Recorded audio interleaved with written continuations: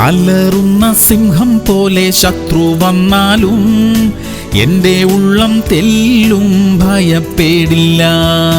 യൂദായിൻ സിംഹം എൻ്റെ കൂടെയുള്ളതാൽ ശത്രുവിനെൻ്റെ മുൻപിൽ നിൽക്കാനാവില്ല.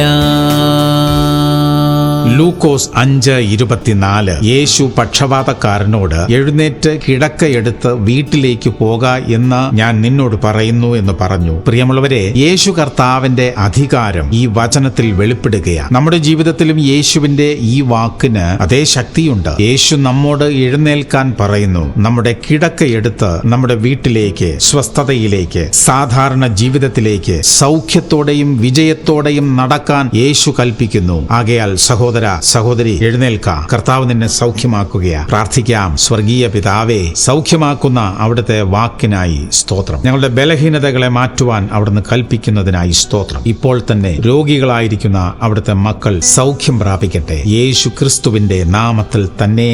ആമേൻ, ആമേൻ, ആമേൻ.